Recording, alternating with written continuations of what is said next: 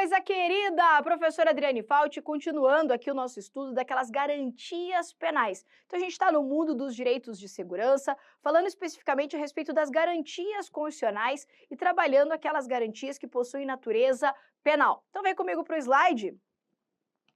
Primeira garantia penal que a gente vai analisar nessa nossa aula é o princípio, da legalidade e da anterioridade da lei penal. Vamos ver o que diz a Constituição no artigo 5º, inciso 39, XXX e X. Não há crime sem lei anterior que o defina, nem pena sem prévia cominação legal. O que a Constituição está dizendo aqui? Ela está dizendo assim, para que uma conduta seja considerada como crime, tem que ter uma lei anterior dizendo que aquela conduta é crime. Então, se o que você fez hoje não é considerado hoje como crime, e amanhã vier uma lei dizendo que isso é crime, essa lei posterior não tem a capacidade de atingir fatos do passado. Então, por isso que não há crime sem uma lei já definida, sem uma lei prévia dizendo que aquele comportamento é crime. Da mesma forma, não há pena, não pode se aplicar uma penalidade se ela também não estiver estabelecida, prevista em uma lei, ok? Então isso aqui é o que consagra o princípio da legalidade e da anterioridade em matéria penal. E a gente pode aprofundar um pouquinho mais. Vamos lá. Onde a gente lê aqui, crimes, você pode completar aqui a Constituição, incluindo também as contravenções penais. Contravenções penais. Então, eu posso dizer, não há crime e nem contravenções penais sem lei anterior definindo isso aqui como crime. E onde está escrito pena ali, nem pena sem prévia cominação legal. Você pode colocar aqui também aquelas medidas de segurança. Medidas de segurança. Isso porque, meu amor, algumas pessoas consideradas como inimputáveis, elas não respondem por crimes. E daí, nesse caso, a consequência dos atos infracionais que elas cometem não é uma pena, e sim uma medida de segurança. Então, por isso que onde a Constituição está dizendo assim, não há crime, você lê, não há crime, também não tem contravenção penal sem lei anterior que o defina. E também não há pena ou medidas de segurança sem prévia cominação legal, ok? Tá. Logo, a gente pode afirmar que esse dispositivo, então, consagra o princípio da legalidade.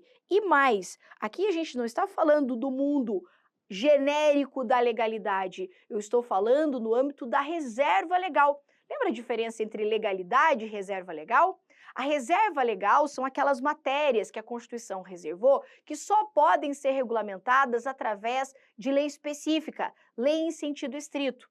Logo, em matéria de criminalização, quem pode estabelecer crimes é apenas e tão somente a lei, enquanto produção do poder legislativo.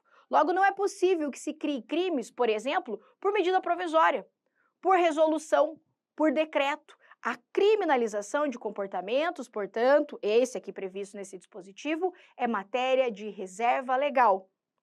Então, vamos colocar aqui, é matéria de reserva legal.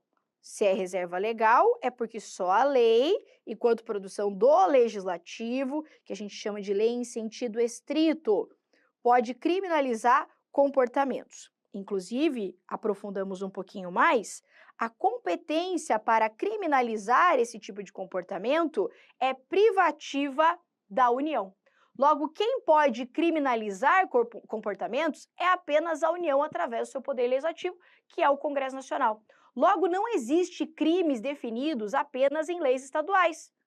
Meio que isso você já sabe, né?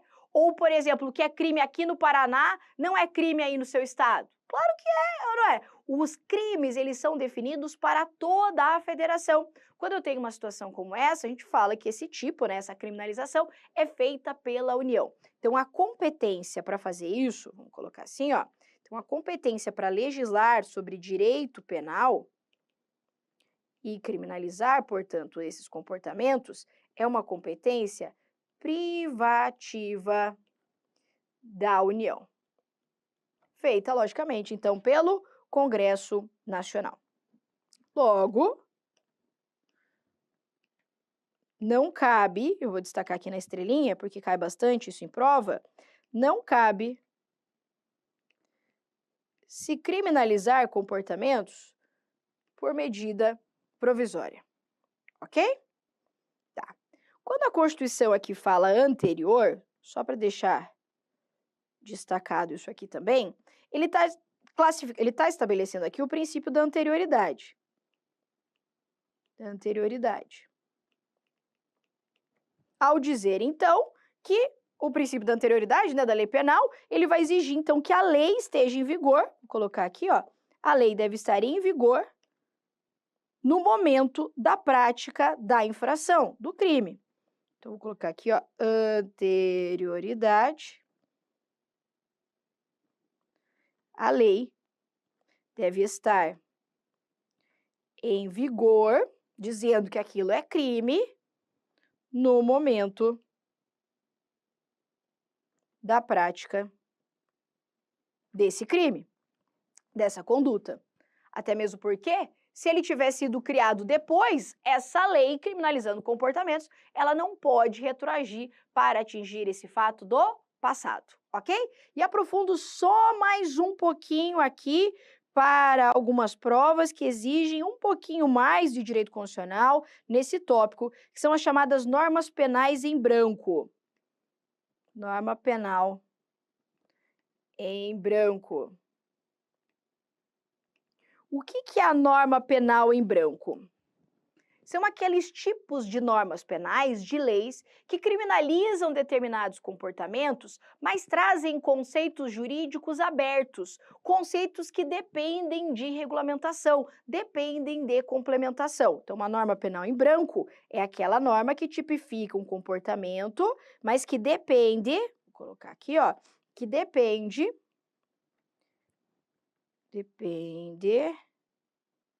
de complementação.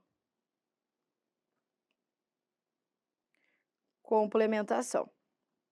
Nesse caso aqui, ó, entende a jurisprudência do Supremo Tribunal Federal e também a doutrina majoritária que esse tipo de norma aqui, ó, por ser em aberto, ela não viola o princípio da legalidade. Então, vamos colocar aqui, ó, não viola o princípio da legalidade da reserva legal estabelecida aqui na Constituição.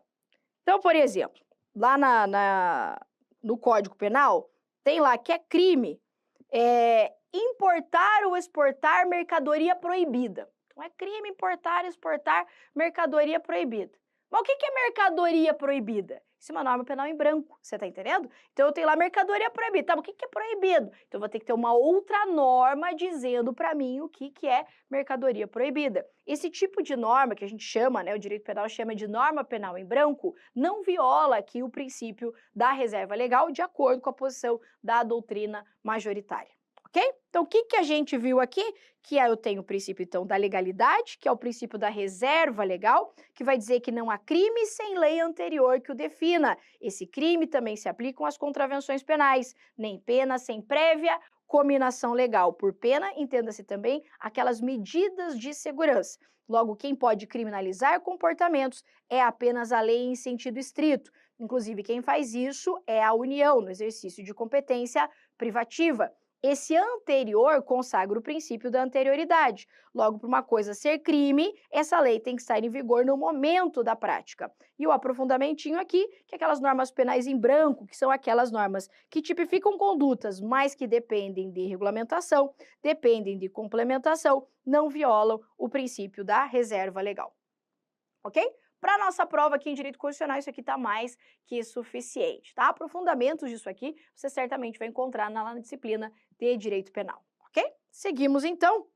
Vamos falar a respeito do princípio da irretroatividade da lei. E o princípio da irretroatividade da lei penal, ela está diretamente ligada também ao princípio da anterioridade. Então, qual que é a ideia? A ideia é que, se uma coisa não é crime neste momento e ela foi criminalizada depois, essa lei ela não pode voltar no tempo. A lei penal, como regra, ela é prospectiva. São leis para frente. Vamos começar a regulamentar coisas do futuro.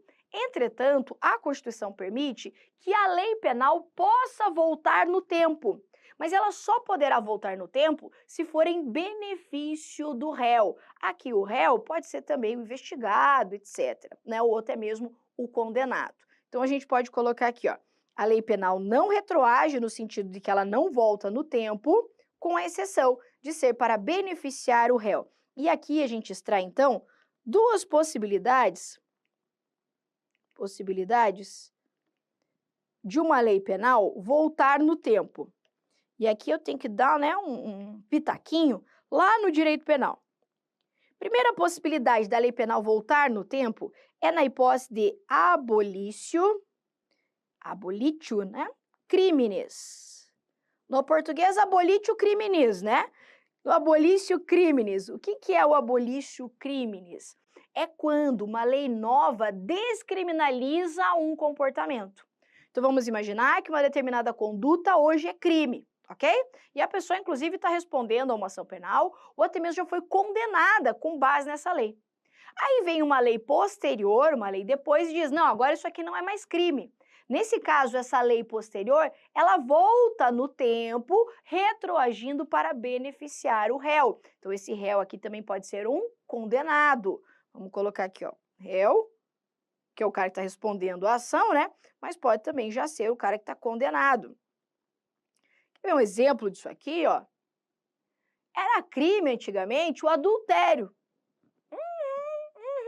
Adultério, vulgo chifrão, o chifrão lá que a pessoa metia a guampa no outro, era considerado como crime. Se você pensar bem, meio que faz sentido isso aí, né? Então, nós criminalizávamos esse tipo de comportamento. Daí eu acho que os caras pensaram assim, mas gente, criminalizar o chifre? Onde que nós vamos pôr todas essas pessoas aí presas, né? Não vai caber, não vai ter estabelecimento penal aqui para pagar a pena dessas pessoas. Aí, pensando nisso, mentira, foi só por isso, né? Foi pelo desvalor que a sociedade deixou de dar a esse tipo de comportamento, decidiram descriminalizar esse crime. Então, eventualmente, pessoas que tinham sido condenadas, né, pelo crime de adultério devem ser, portanto, absolvidas. Essa é a abolitio crimes, então uma lei posterior que vem absolver aqui, né, vem tirar, descriminalizar uma conduta tipificada, estabelecida como crime anteriormente, tá? Então, esse é um exemplo de lei que volta no tempo, lei que retroage. Então, aquela lei nova descriminalizadora. Ok? Tem também, o direito penal gosta dessas palavrinhas, né, no latim, só para se mitidar, né? Os caras colocam em latim, não sei porque não fala em português isso aqui, né? Até tem, mas parece que não fica tão bonito, eu acho, né? Aí eles gostam de mandar um latim para mostrar que são importantes, né? É o síndrome lá do direito penal, né? Os caras querem mostrar que são importantes. Nunca serão mais importantes que o direito constitucional, ou não é? É o professor que lute. Tem um outro exemplo, então, de norma, de lei penal que volta no tempo. Que tipo de lei que é essa? É a Novatio Legis in Melius. Eita! Que nada mais é que aquela lei que melhora a situação do réu ou condenado. Então, por exemplo, vamos imaginar que uma lei posterior, ela vem e reduz a pena daquele crime. Então, tem uma pena hoje que é tanto e a pessoa foi condenada a esta pena. Aí vem uma lei posterior que reduz a pena desse crime. Nesse caso, essa lei posterior, essa lei nova, ela volta no tempo para atingir essa situação no passado, para beneficiar esse réu aqui ou esse condenado, ok? Então, dois exemplos aqui, ó, de leis penais que voltam no tempo, que retroagem em benefício do réu ou do condenado, seja para descriminalizar o comportamento dele, que nós chamamos de abolitio crime, né? Abolitio criminis, ou ainda a Novatio Legis in Melius, ou seja, aquela lei que retroage para melhorar a situação do réu ou do condenado, ok? Muito bem. Seguimos agora falando de outra garantia penal, que é o princípio da intransferência da pena, ou intranscendência da pena, ou o princípio da pessoalidade da pena. Vamos ver o que a Const nos diz. Ela diz assim, ó, tomar uma aguinha. Nenhuma pena passará da pessoa do condenado, podendo a obrigação de reparar o dano e a decretação do perdimento de bens ser, nos termos da lei, estendidas aos sucessores e contra eles executadas até o limite. Deixa eu até pegar a vermelhinha aqui, ó. Até o limite do valor do patrimônio transferido. Então, esse dispositivo, como eu disse, consagra esse princípio importante, que é a intranscendência da pena, que pode aparecer na sua prova também com o princípio da pessoalidade ou intransferibilidade da pena. E o que ela está dizendo? Ela está dizendo que a pessoa que arque com as suas coisas, né? Você cometeu o crime? Então você que arque com a pena. Eu cometi um crime. Ai, mãe, vem aqui pagar a pena pra mim. Que mãe vem pagar a pena pra mim, rapaz? Toma vergonha, vai lá e cumpra a pena daquele crime que você cometeu. Então a regra é essa, a pena não passa da pessoa do condenado. Foi você que fez a safadeza? Então você que arque com a consequência. Essa é a regra.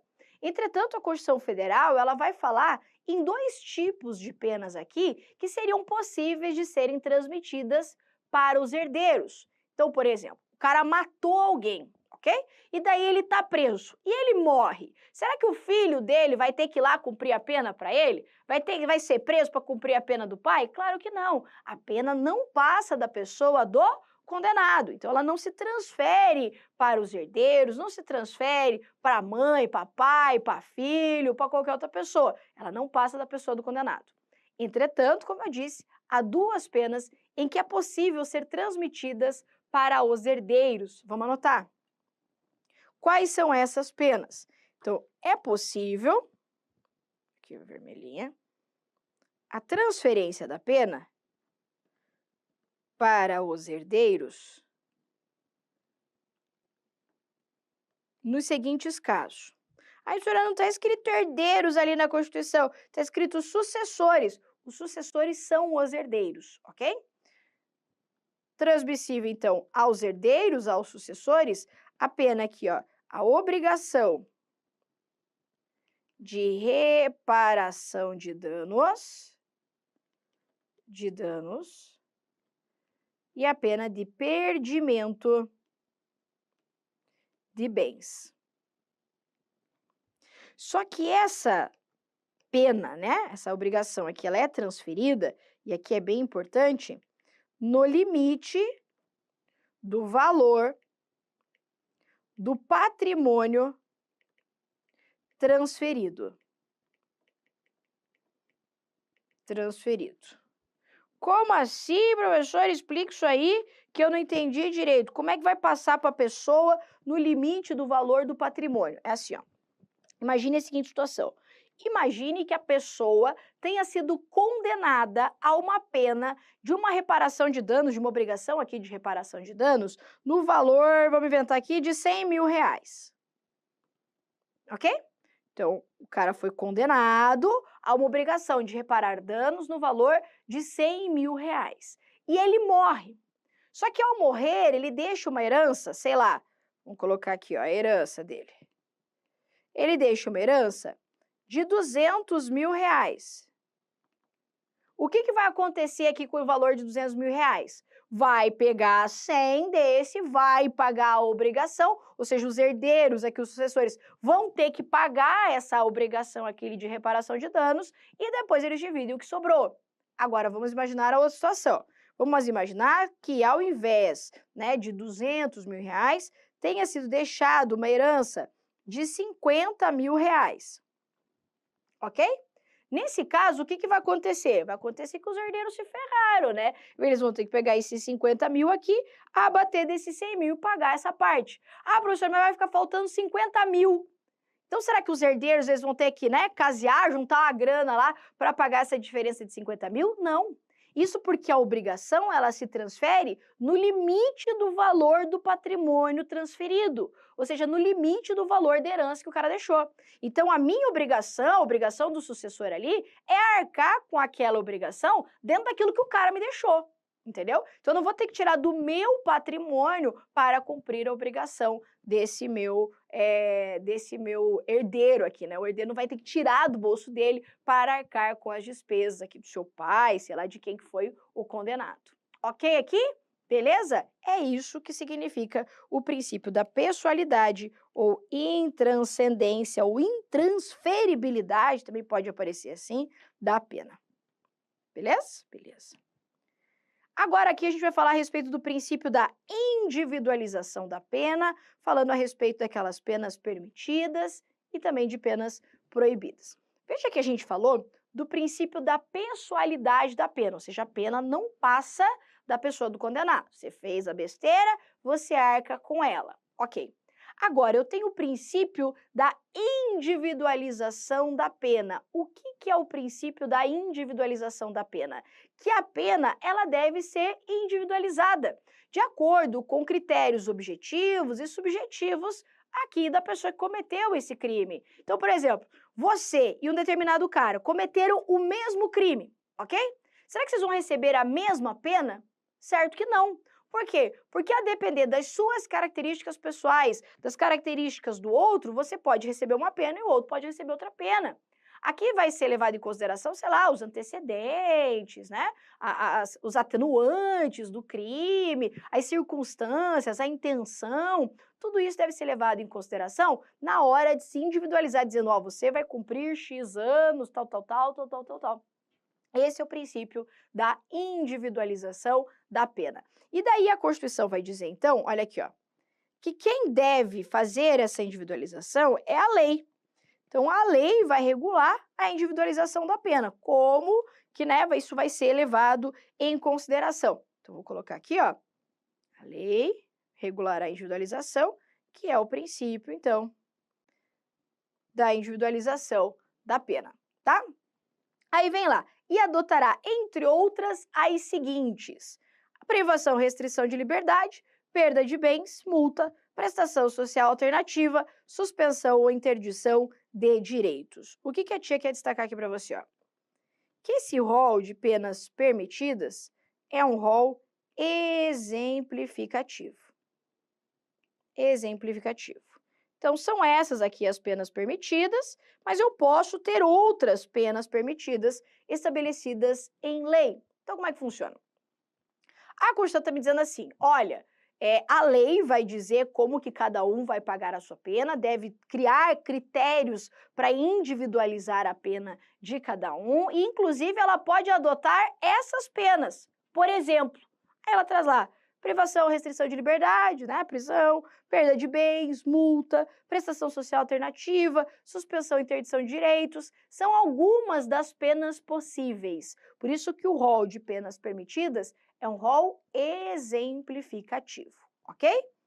Tá, então a lei, vou colocar aqui, ó, a lei pode ampliar hipóteses de penas permitidas. Agora, olha só, o que eu quero observar com você? Eu disse para você, então, que a lei, ela deve fazer a individualização da pena, ela vai regular como que isso deve ser feito.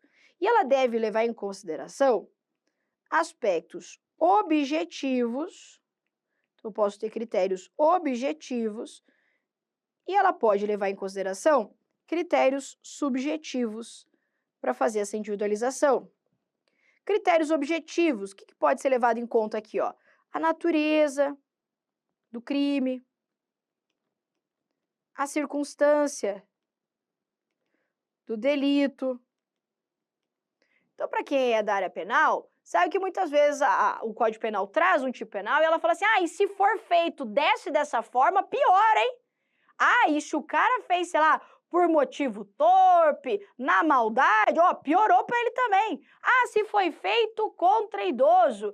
Se foi feito contra criança. Não tem esses negócios? Ou seja, são critérios objetivos que podem agravar ou atenuar aqui a pena, utilizando-se esse critério de natureza, né, e as circunstâncias do crime. Assim como também pode levar em consideração critérios subjetivos, ou seja, aquelas características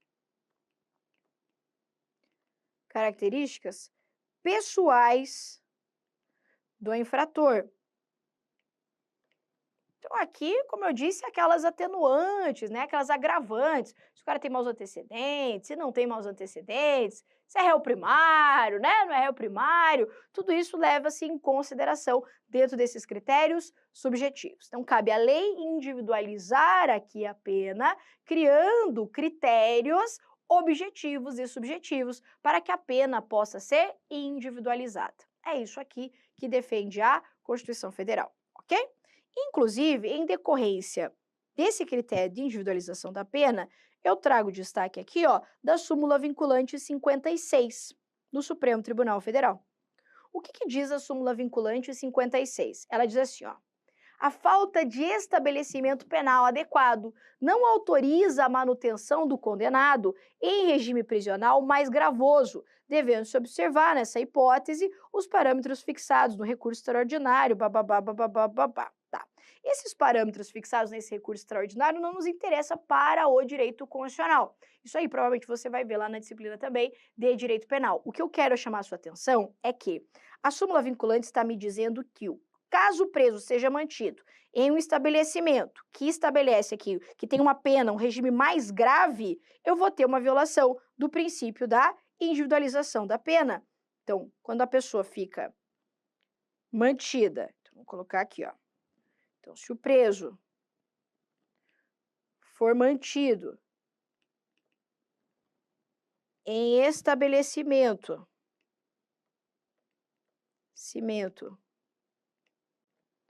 de cumprimento de pena,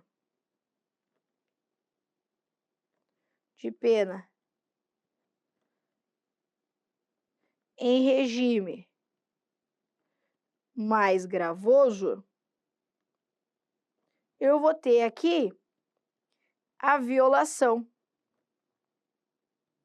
da individualização da pena. Por quê? Porque de acordo com a pena que o cara fez, eu vou ter o regime também de cumprimento de pena dele. Ah, eu posso ter o regime aberto, semiaberto, fechado, não tem isso? Agora vamos imaginar que o cara, pela pena que ele cometeu, ele tem que responder no regime semiaberto. E daí foi feita toda a individualização da pena e foi falado assim, ó, você vai ficar no regime semiaberto. Legal. Aí eu coloco o cara no regime fechado. Não, tá errado. Por quê? Porque se o cara tem que cumprir no regime semiaberto, a pena foi individualizada para ele. Analisou-se as circunstâncias do delito e dizendo para ele, ó, você vai cumprir o semiaberto. Aí eu vou deixar o cara lá no fechado, que às vezes eu não tenho lá lugar no semiaberto? Não pode. É isso que a súmula vinculante 56 está dizendo, ok?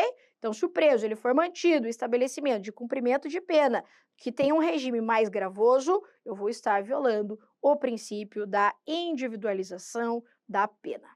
Ok aqui? Muito bem, ficamos por aqui nesse nosso bloco. Na sequência, vamos falar a respeito das penas proibidas, tema também bem importante para a sua prova. Te espero lá.